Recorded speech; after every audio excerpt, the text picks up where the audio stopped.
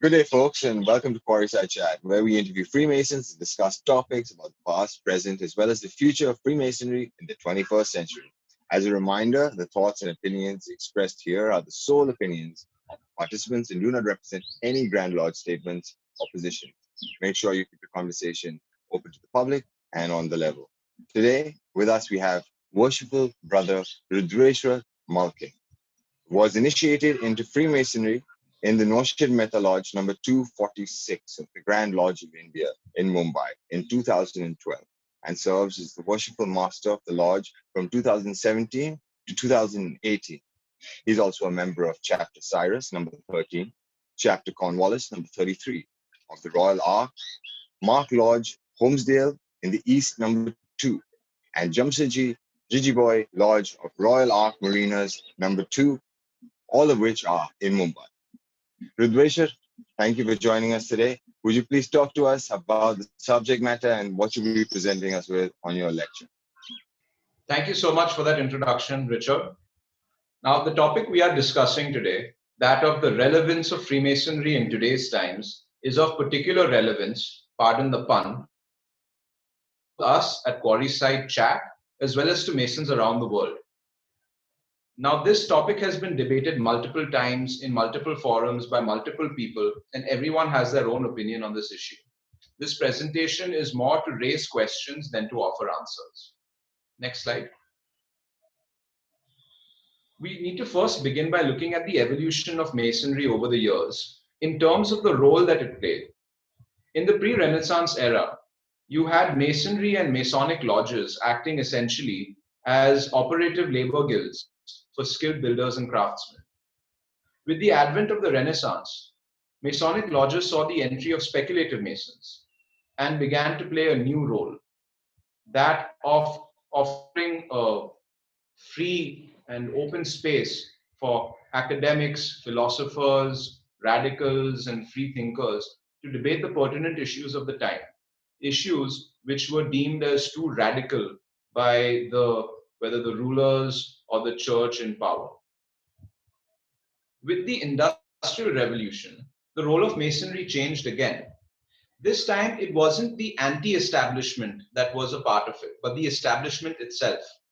From prominent businessmen like Henry Ford and Dorabji Tata, to the founders of nations like George Washington, Giuseppe Garibaldi, Simon Bolivar, and leading figures of the Indian freedom struggle.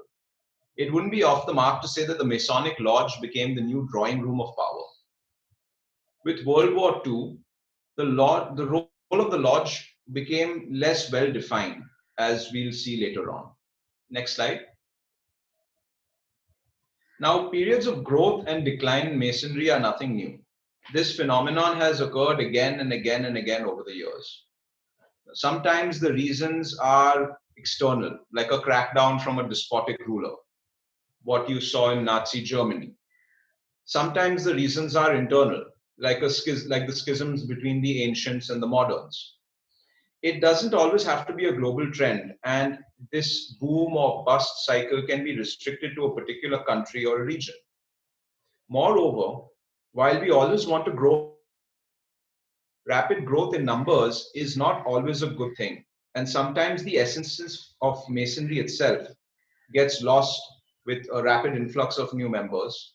The role of the organization gets less well defined, and in a way, our success paves the way for a decline down the line. In fact, this phenomenon of booms and busts was somewhat noted by a Mason and a writer, Hugh Walpole, in 1743.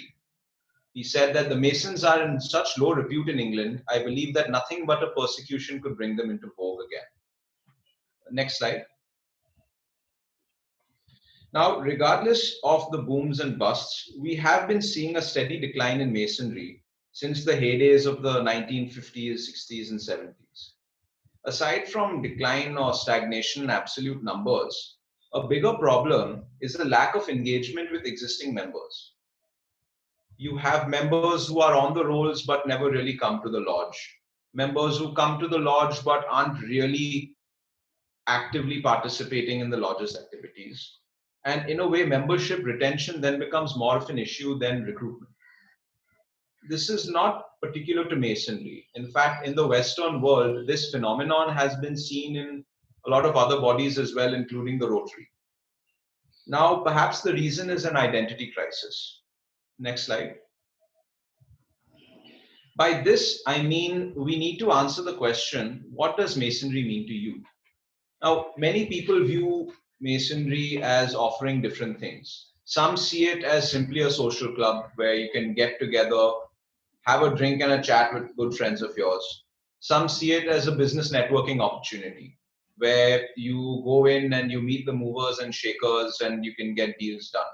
Some view it as a charitable organization. Some view it as a study group where they can talk about topics which aren't really covered by other organizations, things like esotericism and philosophy. And for it's something completely different.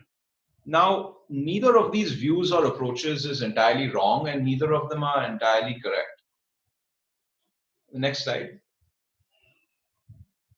Now, why would someone find Masonry not relevant? It begins right from the moment that they enter the craft.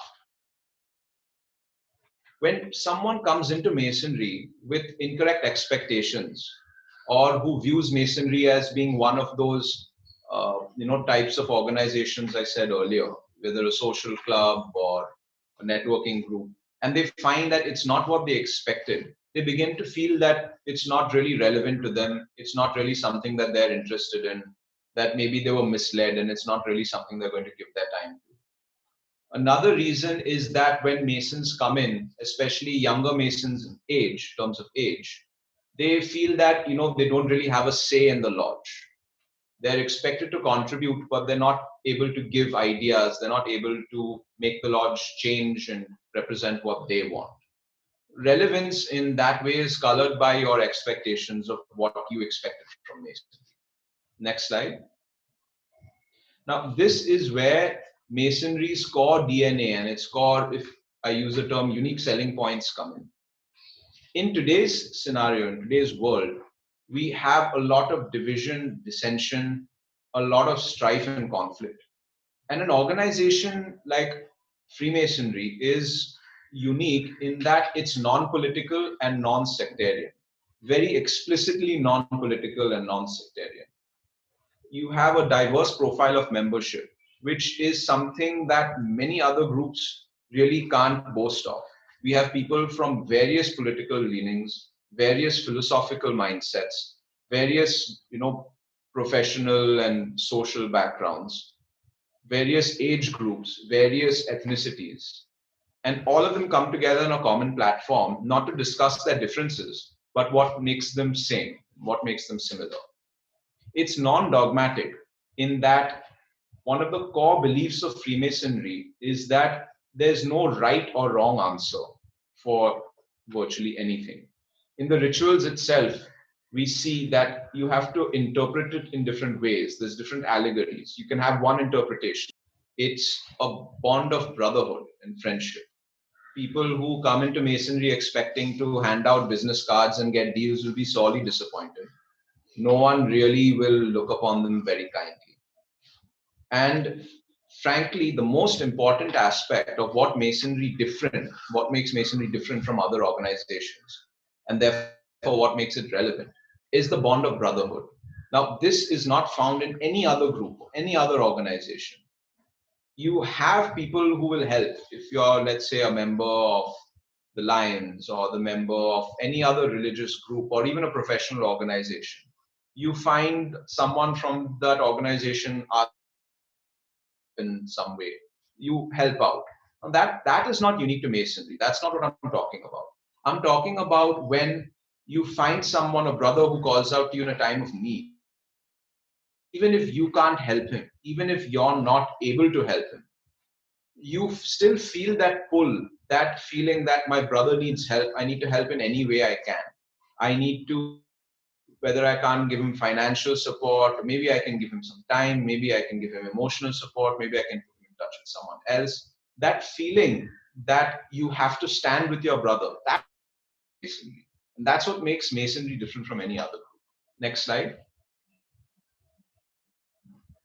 Now, Masonry, therefore, I would argue, fills a missing key.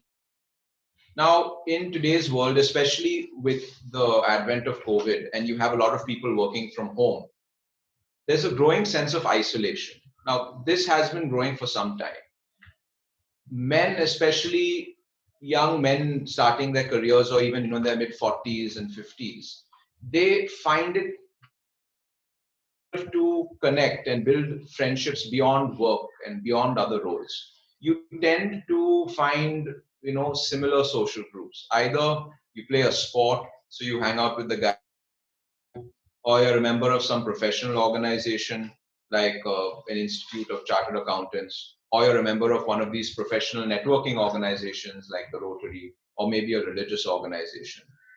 But that feeling of isolation, that feeling of needing someone to just talk to, is filled by Masonry. That's something that Masonry offers. You don't just make friendships in Masonry, you build strong bonds, or at least we're supposed to. It fulfills, therefore, a platform for male bonding. And this kind of male bonding has been discussed in a lot of different studies put out by psychologists, that it fulfills a deep need, that without strong male friendships and relationships, it severely, adversely impacts the emotional and mental health of young men and older men. Another point Masonry offers is that, especially with social media, you tend to find yourself in bubbles or echo chambers, by which I mean you have a particular point of view, whether that's political or the hot topic issue. And you tend to associate with people who have that same view. You tend to look at news sources and media sources which reinforce your opinion and which make you feel that your opinion is the only way. This has led to a lot of strife, a lot of division, and a hardening of both sides on every topic. Masonry, with its diverse membership group and diverse array of opinions, is a way to break that bubble and get out of it. Teaches us that just because I have a different opinion from you, it doesn't make my opinion any more right or any wrong, more any worse. Now, you may come from someone else's opinion. In fact, in a lot of these wars, civil wars and anti-colonial wars, you had Masons on both sides of the conflict. Yet somehow they managed to maintain that Masonic bond. In the Indian freedom struggle, you had members of the British and of the Indian freedom fighters in the same lodges. They were able to keep that brotherhood and fraternity alive in the lodge to the extent that they would admit that you have a differing opinion from mine. I have my opinion, you have yours. In the lodge, we are brothers. Outside, we may disagree. Now, that kind of civil discourse, that room for debate, is something that is increasingly lacking in today's world. And the final missing keystone that Masonry fills is that the ritual that is very often and sadly viewed as something to remain in the temple, whereas its greatest use is in our daily lives. The lessons that we learn, the kind of parables and allegories that the ritual talks about. These are things that we can easily practically implement, and some not so easily practically implement in our daily lives. And that's something which no other organization offers. Almost every other group will fulfill maybe something or the other, some form or other of what I've just said. You have groups which offer respite from isolation. You have groups that offer diverse opinions. But no other organization offers all of these together. And certainly no other organization has something as rich and as deep as the ritual that Masonry provides. Next slide. Therefore, is Masonry relevant today? The short answer is yes. The long answer is yes, absolutely. But more than Masonry depends, the relevance of Masonry depends on the person asking the question. Masonry may not be relevant to you if you feel that you are getting everything from some other organization. And that's fine. because Masonry is for anybody. Anyone can become a Mason, but not everyone should become a Mason. And that's something which we need to keep in mind. That's something, even as Masons, we tend to lose sight of. You don't have to be a Mason to lead a fulfilling and productive life, but it's something that definitely helps. So, in a way, you are your own architect. Make the see. Masonry simply gives you the tools. And what I mean by this is that both in our lodges as well as in life, we tend to do a lot of complaining that, okay, this guy's not doing what he's supposed to do. Or, what can I do? I'm just here. It's someone else's fault. Who's going to do it? Who's going to belt the cat? Masonry gives you the tools to take that first step yourself, for you to lay the foundation stone. And if you can start building, then everyone else will follow suit. And that's a philosophy that Masonry imbibes in all of us. All right. So I think some, quite a few points. I'm sure a lot of people have contrary views. I'm sure a lot of you guys will want to give your own opinions on that. So I think we can now open the floor up to questions from the other panelists. Thank you, Thanks. brother Rudreshwar. Thank you so much for a wonderful lecture and great insight into your perspective on how Freemasonry should be seen and perceived in the 21st century. Definitely very different way of looking at it, and a very moralistic way of looking at it. I think we've definitely learned a lot from understanding the way you perceive this.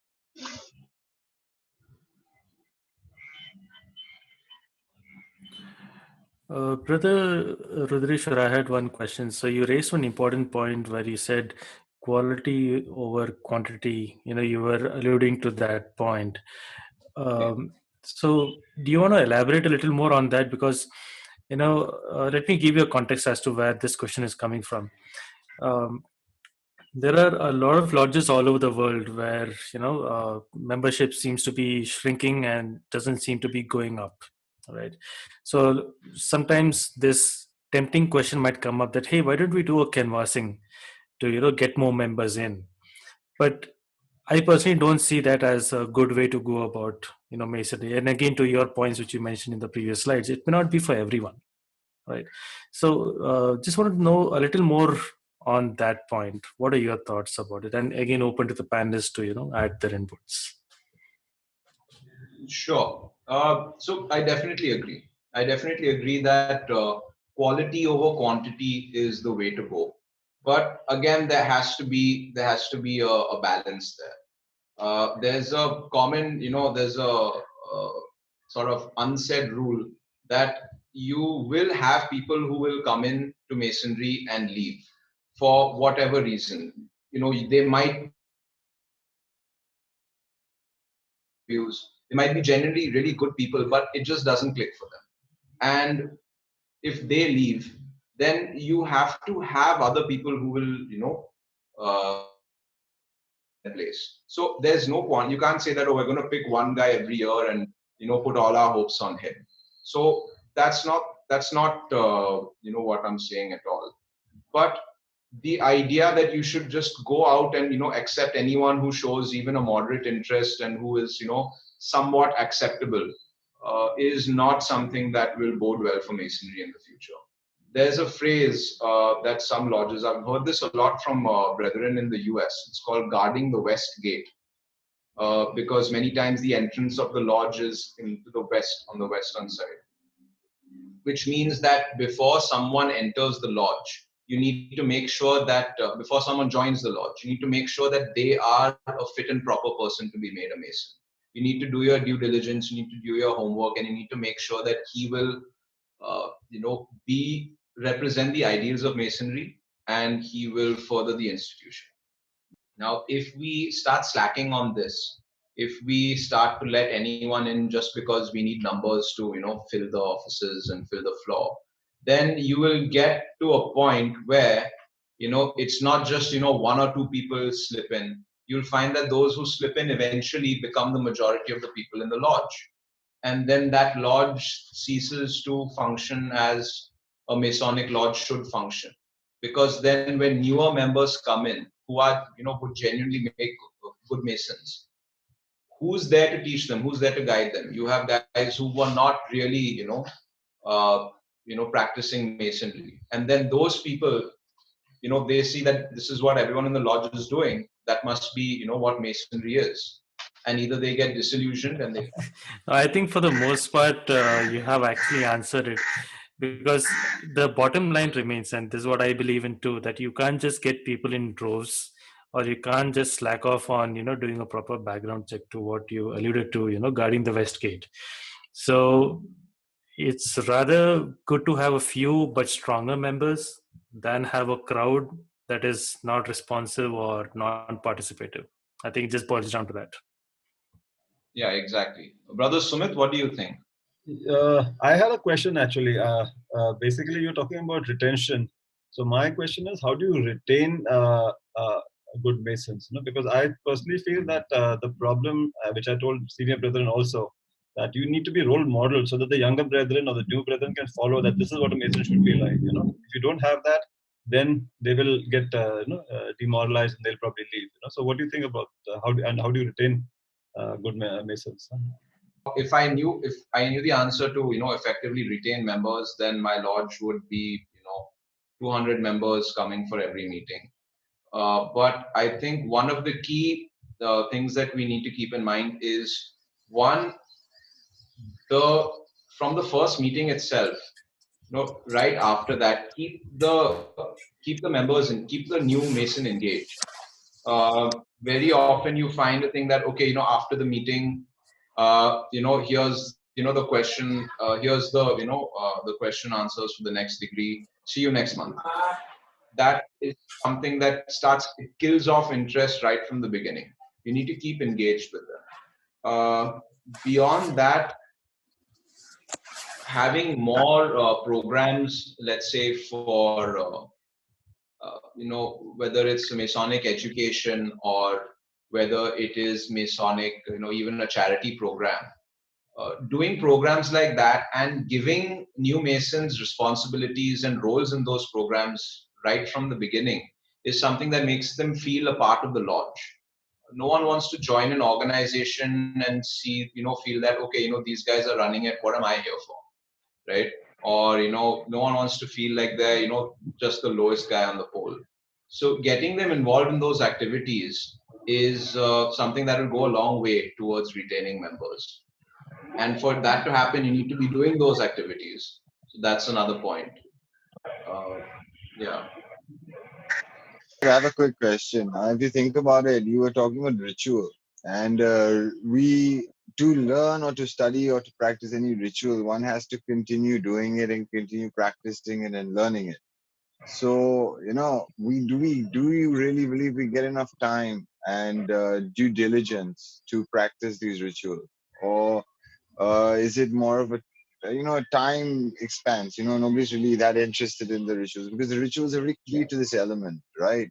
And we have to put focus. It's like a play, and in any play in the world, if you don't practice and you don't continuously repeat the practicing of the play, you won't get your role, or you won't get the multiple roles that you have to play in that play.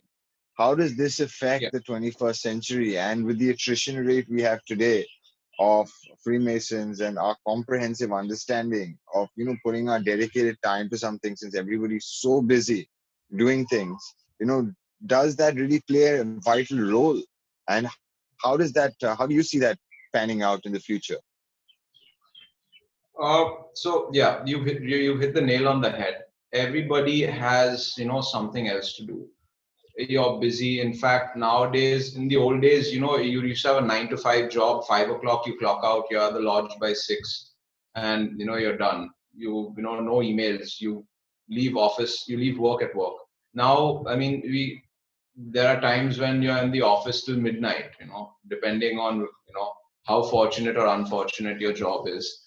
But it is a challenge, especially if you have a family, right? Then it's not only work and Masonry, you have to balance your family as well. It's difficult. A lot of people, there's no one solution to this. A lot of people find different solutions. Guys who I know people who've told me that for, learning the ritual, they record themselves, or they record themselves speaking the ritual or learning the ritual, and they listen to that on their way to work. Or, they find, little breaks during the day where, they keep going page by page by page. And other people are, some, they do it over the weekends, some do it when they get home. Some of them view it as a way to sort of de-stress after the day, right? Because when you're doing something, when you're learning, it can become a meditative process, repeating something again and again. And it's a way to sort of tune out everything else. So what works for you may not work for someone else. And, to just try as many, things as you can until you find something that fits for you. Or you can be super lucky and be one of those guys where you read it one time and you have photographic memory and it's done. 2 points which I wanted to make. I think it's an extension of what you had answered for Richard, and a question prior to that. The first thing is about memorizing our portions. As you said, yeah, different aspects of memory works for different set of people. Since I deal with, as a profession also, I deal only with trying to expand memory into people, both the memory capacity as well as the memory capability. The best time to read a ritual or to memorize something is early morning, 5 o'clock. The reason being that there are different kinds of brain waves inside our brain. There are alpha waves, beta waves, theta waves, gamma and delta waves. Delta waves are primarily coma stage. So that is your deep sleep state. So obviously nothing will work there. The alpha waves are those which are less than 14 hertz. And the gamma and theta waves are also somewhere similar, closer to about 27 hertz. Anything less than 27 hertz in your brain is ready to receive fresh information and process it faster. And this normally happens in children less than 15 years of age because their ability to grasp things is very, very fast. And that is the reason why most of the new topics or new syllabus are taught to children up to class 8. Beyond that, it is only the complexity or the difficulty level starts increasing. New concepts are not taught beyond that. Now, same thing to our brethren in Masonry, since most of us are on the wrong side of 50, so memory is a bit dull. The ideal suggestion which I had given it to a few who had tried it and they have found it working. Of course, it did work for me, is to start early in the morning at 5, because at 5 o'clock when you get up, your brain is still functioning only at alpha level. There is nothing else which is moving in the universe except you and the rituals. And within half an hour or 45 minutes, you will be able to grasp it. And if you do it over a period of time continuously, you will start memorizing rituals faster. And when you start memorizing a big ritual, when you get that first, your level of confidence, the self-confidence starts going up. And then you realize that, okay, fine, I can start using it elsewhere. The next thing is to approach your lodge and say that you would like to render this particular ritual.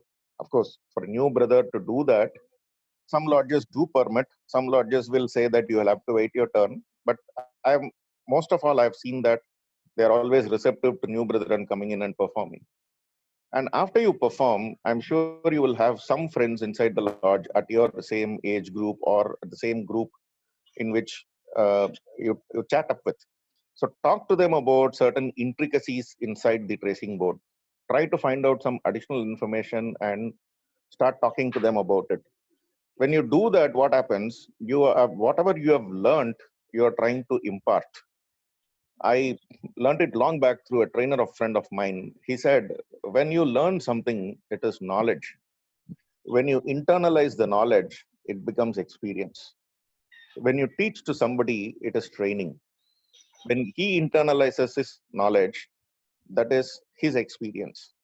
When he teaches somebody, he is institutionalizing knowledge. I think at some point in time, we as brethren will have to look at institutionalizing. The Freemasonry is already an institution, but we'll have to start institutionalizing this particular ritual aspect of the knowledge. Regarding the second point of people leaving lodges, I used to hear it from one of the presidents of the Rotary Club. He said, people leave Rotary not because they have many things to do. They leave mainly because they have nothing to do. I think in our fraternity also, it is very clear that people who don't come to lodges because they don't have anything else to do. I think that was summary of what Robert also spoke about yesterday. So I just wanted to add, I was just going to add 2 points to what I agree with Brother Sanjay. And I think as Rudy, you mentioned that, entry point of people into Masonry. So that point should be very strong, to correctly indoctrinate them what Masonry is about and what they can expect. So that entry point, understanding Freemasonry is correct when they come in, so that they're never disappointed or anything. They know what they're getting into. And then from there, I think it's very important to mentor them. So maybe a buddy system where one person takes care of another person who comes in and, trains him, and that's I think very important, which is missing, which I find here. It's so that mentoring is very important here. That's having a buddy system or a mentor Yeah. is definitely something which they should do. I mean, without any, there was, I think Grand Lodge had some program, a mentorship program, which I don't know what the status of that is. Obviously, it's not. It's still there. Functioning. It's still there. There is a Grand Lodge mentoring program. In fact, in the regional Grand Lodge of Southern India, when the Right Worshipful Brother Arvind Prasad Chitra was the RGM, he insisted on bringing this mentoring system. The idea was excellent, and the way forward was also very good. But then there was no monitoring for implementation across lodges. So apparently, it failed due to lack of oversight mechanism. There is a mentoring system in our lodge, in both the lodges, in my mother lodge as well as in the other lodge where I'm a founder. We do have a mentoring system. We have one Right Worshipful Brother attached to two very, very junior brothers. So during the ceremony also, when if they are an EA, the senior brother sits next to them. Wherever they are, the senior brother sits next to them. And throughout the ceremony, he keeps explaining to them as to what is happening, how they have to. And even in banquets, they are made to sit next to the senior brother. And he starts introducing the others. And everybody talk to them about the rituals and things as to what is to be expected. And he sets the ball rolling by showing him an interest about what is next to come. He says, you understood. For example, when I initiated my son into this, and when he went through his first degree ceremony, one of the brethren who sat with him and said, how was the ceremony? So he said, it was wow, it was great, it was this, it was that. I was so happy about it. He said, whatever you have seen, you have just seen 10%. The best is yet to come. It set him a surprise that, okay, something else is coming, which I have to be ready for. So that expectation was set. And when he went through it, he realized that how good it was. And I think the mentor system is already available in place. Only thing is that there is nobody who is ritually following it. Lodges which are following it, you can definitely see them shining up. Lodges which are not following it, also you can see that happen. Somewhere, I think we do say in our rituals that rank and fortune is not important, but somewhere at some stage, people go slightly wayward and start looking at positions rather than how they can impart better knowledge and motivate the younger brethren for higher performance. Somewhere that impact has been lost.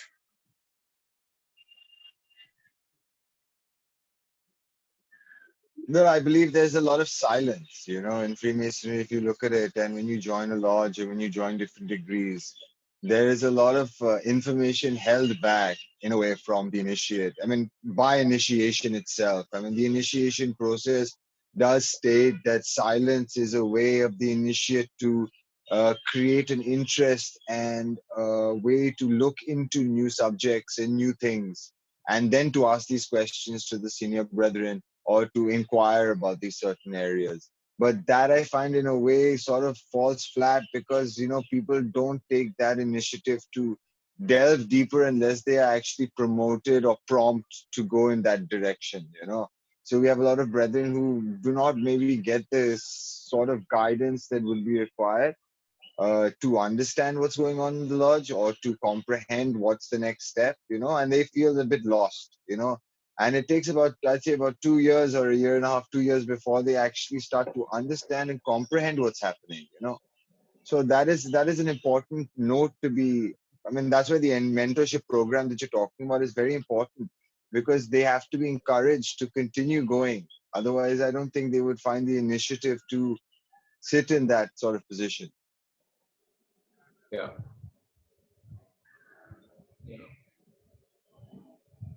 In fact, so back to something that Brother Sanjay said about the banquet. I think this is a bit off topic, but sort of going back to the Masonry plays. Now that experience of someone, let's say in their early 20s, dining on a social platform, someone who is, let's say, in their 60s, or someone who's really well established in his career.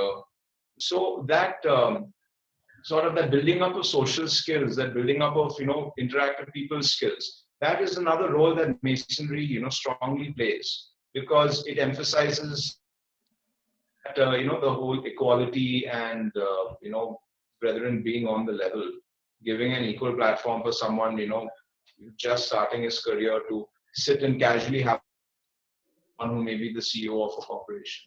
So that kind of experience where talking as equals in a sense, I mean, you'll never be completely equals, but in a sense as, a fellow brother, that is another unique thing that Masonry, a unique role that Masonry offers, which is of particular relevance in today's time.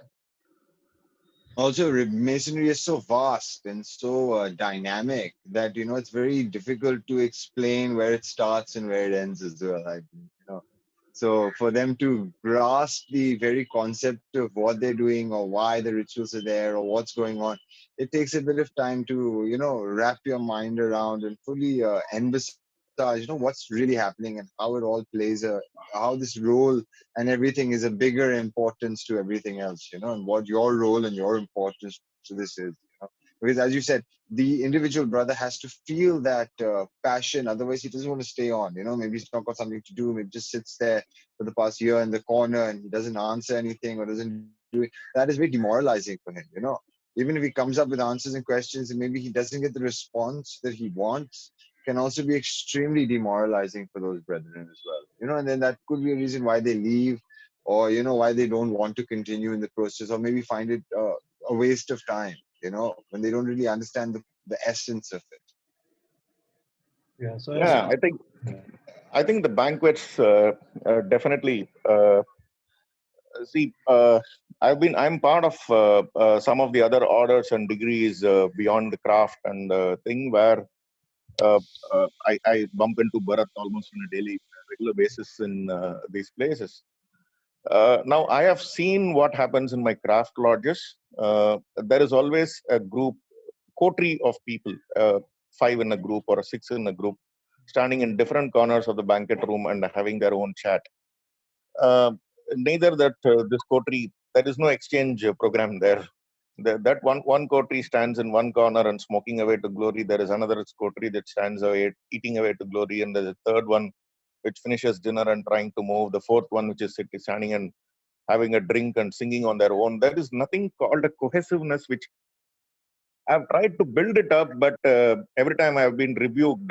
So to some extent, I've said that forget it, yeah. Let me have a cool drink and then let's get out. Whereas if you go for an operatives meeting or an RSM meeting or anything like that, even though there'll be 4 or 5 people standing and having a chat, and Bharat will be standing and chat, and as a new brother comes inside somewhere there, Bharat will just step up, catch hold of that guy, and bring him into the crowd. And what will start as 3 people standing in a circle will become so big that people inside the room will be about 4 or 5, and outside the banquet hall there will be some 20 people standing and having a chat and discussion. Those 3 will also come outside and say, why are you standing not in AC here? Come inside and stand inside the AC. Let all of us sit and have a share of joke. He'll say, you come in here. So that's the best thing with Bharat. I've learned that is that include everybody. There is nothing that is spoken which is totally against anything. The discussion is also slightly Masonic, slightly non-Masonic. But the best thing is that include everybody into that. He does a lot of this inclusiveness. And as a result, what happens, the new brother starts appreciating that, okay, fine, I'm also being important. I'm also being felt important. I can also open up and speak. So I think the banquets play a very vital role in bonding, as you said, the near 20s people who come inside.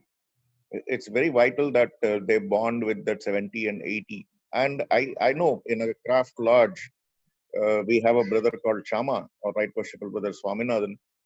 He's about 60 years of age. And you will never find him talking to senior brethren at all. He'll say, I can talk with you anytime. So he will go and sit with that 20 guys or 22-year-old guy. He will sit and next to him and they will talk to him in his language. And that endears him to the others. And he will make it a point when the next meeting is there, he will make it a point to call that new brother and tell him, are you coming to the meeting today? I'm going to be there. I would like to see you in the banquets. So that brings him back, and while talking to him, he gives him life tips, he gives him Masonic tips, he gives him some tips. It starts building character into that individual. I have seen that because he used to do that with my son, and I can see a lot of changes in him. So again, it's individual. There is nothing called an institutionalization of this particular thought process. I really don't know. Probably we have enough templates for running a successful lodge, how to be a great master and things like that. But there should be a template fixed for this as well. I think amongst all of us present here, and since all of us are on the same wavelength, and Sumit being so handsome, he can sit and work out a thing with his boyish charms he can get. You look like Jugal Ansraj. I don't know whether you know him or not. Girlfriend, sir. Girlfriend, brother. I don't know the wife.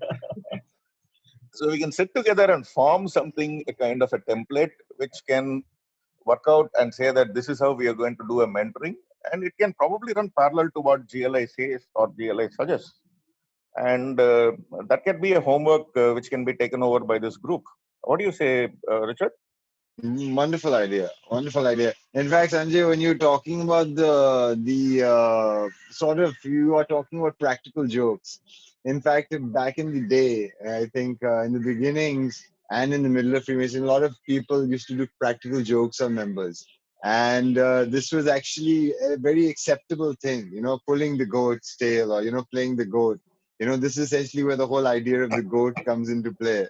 But it's a tiebreaker. Basically, it basically loosens up the lodge and makes people feel very at home, and a brotherly respect between each other, which is very important. And if things are too serious and things are too ritual and only this or only that or only groups, then the joy gets lost, and I think that sort of brings the joy back in. So when you explain that, I understand your point. The joy has to come back to what we're looking at, and making fun or playing pranks on people is also part of the whole the whole joy. Essentially, I do agree with that, and it's a lovely idea. I think the mentoring program, that concept is very, very needed and required process. Okay, thank you, brethren, for your time on Quarry Side Chat. I hope you enjoyed the lecture with Brother Rudreshwar. Please feel free to give us your feedback in the comments below, and a hearty thanks to all the brethren and visitors who joined us on today's episode. We hope that you found something special and informative. We look forward to interacting with you on our social media handles, where you can express your opinions, views, or even post queries about Freemasonry. Links are in the description below. So join us next time for an all-new episode. So until then, please hit that subscribe button, press the bell icon, and if you like the show, give us a thumbs up and join us at the same Masonic time and the same Masonic place. Quarry Side team wishes you a magical week ahead. Until we meet again, let us now part on the square. Goodbye. That's the down.